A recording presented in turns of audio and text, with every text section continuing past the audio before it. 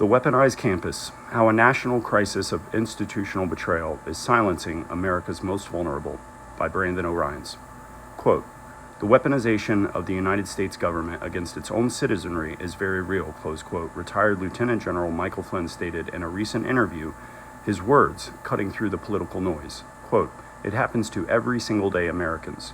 What they do is they put the full weight of their authorities against any American who can't financially afford it, can't emotionally sustain it," close quote. General Flynn was describing a national crisis of institutional betrayal. In Athens, Georgia, I was living out his thesis. I am the everyday American he was talking about, a formerly homeless high school dropout who fought my way back to a 3.55 GPA, only to have the full weight of a state-run college system brought down upon me for the thought crime of wearing a pink Trump hat and asking legitimate questions in legitimate settings. My story is not about a simple disagreement. It is a case study in how our nation's educational institutions, meant to be forums for open inquiry, are being weaponized against the very people they are meant to serve. It is a story of stonewalling, retaliation, and psychological warfare executed with the cold precision of a bureaucracy that has forgotten its purpose. The institutional playbook, a pattern of betrayal. My meticulously documented case of being retaliated against by the administration of Athens Technical College, ATC, is not an anomaly. It is part of a pattern. In 2023, a federal lawsuit, Ponzoli v. TCSG, revealed that a former program chair at ATC had also alleged discrimination and retaliation by the same key administrators involved in my case, including Vice President of Student Affairs, Lindsay Reed. The college's legal strategy in that case is revealing. TCSG's lawyers won by presenting a documented multi-year paper trail of the plaintiff's alleged unprofessional and insubordinate conduct. This allowed them to argue successfully that her termination was not a pretext for retaliation, thereby establishing a history of, quote, reasonable suspicion, close quote. This is the legitimate institutional playbook. To win, you must have documented facts on your side. This precedent is critical because it highlights the stark contrast with my own case. As a 3.55 GPA honor student with a file full of praise from faculty, the administration had no such paper trail of misconduct to use against me. Therefore, when my protected inquiries into campus culture and DEI practices seemingly tripped a political wire, the evidence strongly suggests the institution had to invent a pretext for its actions. The sanction and the pretext, an unconstitutional silencing. Lacking a legitimate paper trail, the evidence strongly suggests the administration attempted to fabricate a narrative, beginning with the ambush meeting on February 13, 2025, where VP S.A. Reed and the Chief of Police confronted me with vague allegations and lectures on felony stalking statutes. It culminated in the central piece of evidence, the sanction letter I received on April 21, 2025. The letter contains a stunningly direct order. I was to, quote, avoid engaging in potentially controversial conversations with individuals you do not know well, close quote. This is not a simple disciplinary action. It is a clear case of unconstitutional viewpoint discrimination by a state actor. For decades, the Supreme Court has affirmed that public colleges are not enclaves immune from the First Amendment. In landmark cases like Healy versus James, 1972, and Popish versus Board of Curators, 1973, the court established that speech cannot be punished simply because it is controversial or offensive to some members of the campus community. This sanction is a direct assault on that precedent, a weapon designed to silence a voice the administration found inconvenient. The administration's justification for this sanction was a vague claim that several unnamed female faculty members were, quote, uncomfortable, close quote. This invokes the specter of Title IX, a federal law designed to prevent sex-based discrimination. The pretextual nature of this claim is revealed by two key facts. First, the central allegation that I was stalking an instructor, Andrea Reynolds, in the Life Sciences building is demonstrably false. A work order from January 24, 2025 confirms a massive flood on the building's second floor, making the area physically inaccessible weeks before the alleged incident. The work order is my alibi. Second, the claim is a cynical weaponization of a civil rights protection. In early 2024, I had come out as bisexual, and my social energies were focused on exploring same-sex attractions. Yet I was being sanctioned for allegedly making female staff, quote, uncomfortable, close quote, by, among other things, talking about my identity too much. The institution appears to have misused a law designed to protect against sex-based discrimination to punish a bisexual man for his non-conforming political views and his very identity.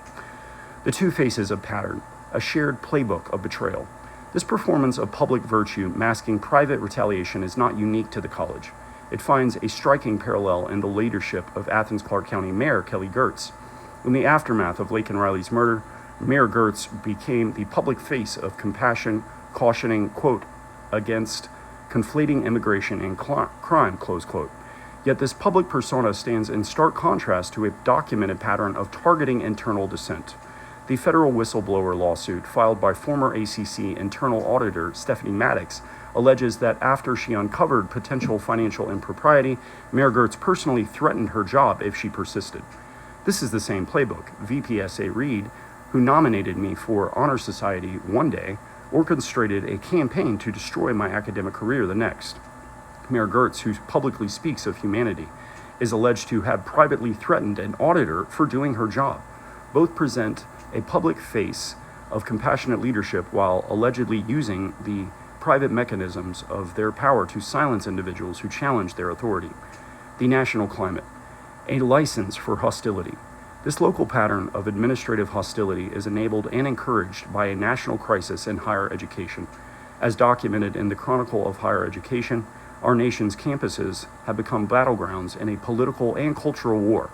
The publication has tracked the trends that create the exact conditions for this type of betrayal, including a, quote, climate of fear, close quote, driven by extreme political polarization, which gives local administrators cover to dismiss legitimate complaints as political problems. This politicization is occurring alongside a startling demographic shift. A November 2024 cover of the Chronicle asked, quote, "Where are the white students?" close quote, noting their numbers are, quote, dropping faster than any other groups, close quote. This decline is driven by a complex mix of factors, including a growing skepticism about the value of a degree in the face of soaring costs and a campus culture many feel is alienated. This creates an environment where non-traditional students like myself are part of a shrinking cohort, often viewed with suspicion within systems hyper-focused on specific ideological agendas. The Deep State Playbook. From the White House to the Dean's office, the weaponization of bureaucracy is not a phenomenon unique to academia. It is a tactic that, according to high-level officials, has been deployed from the very pinnacle of our government. As former Congresswoman and Director of National Intelligence Tulsi Gabbard stated recently, there are entrenched forces within our government who believe their will is, quote, more important than the will of the American people, close quote. She confirmed she has had to deal with people within the intelligence community who, quote, will weaponize intelligence by leaking it to their friends within the mainstream media with the intent of undermining, close quote, a duly elected president. This is the very same dynamic playing out on a different scale. The administrators at a state college, believing their worldview is more important than the rights of a student, weaponize their own policies to achieve a political outcome. They are, as Gabbard puts it, quote, subverting the will of the American people, close quote, by betraying the public trust vested in them. The evidence for this high-level corruption is specific. General Michael Flynn, drawing on DNI's Gabbard's declassifications, pinpointed the beginning of a, quote, hardcore, close quote, effort to undermine the incoming administration to a meeting on December 8, 2016. He alleges that President Obama met with his top intelligence officials, James Comey, John Brennan, and James Clapper, and gave direction to alter intelligence briefings. Quote, the intelligence was altered. The briefings were doctored, close quote, Flynn stated. Quote, the target, the incoming POTUS, close quote. This wasn't a normal transition. This was, in his words, quote, the political opening scene of a political ambush, close quote. When asked by Glenn Beck about these entrenched deep state hires, DNI Gabbard confirmed the ongoing challenge, stating, quote, as we're finding these documents, we are learning more about who was actually directly involved, who may have been in the room, close quote. The struggle for accountability against a permanent bureaucracy is the same fight that citizens face on a smaller scale.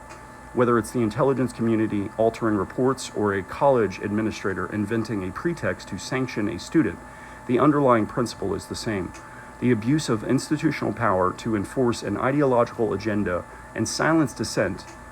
General Flynn was right. The fight is against a system that crushes those who lack the resources and emotional stamina to fight back. My own journey is a testament to that truth. This series is my refusal to be crushed. It is my answer to the institutional bullies, from the local campus to the highest levels of our government. And as we will explore in the articles to come, their web of connections and conflicts of interest is far wider and more rotten than they could ever imagine. Quote, "I have sworn upon the altar of God eternal hostility against every form of tyranny over the minds of man." Close quote. Thomas Jefferson. Thank you for watching. I hope you enjoyed and wish you a blessed Sunday.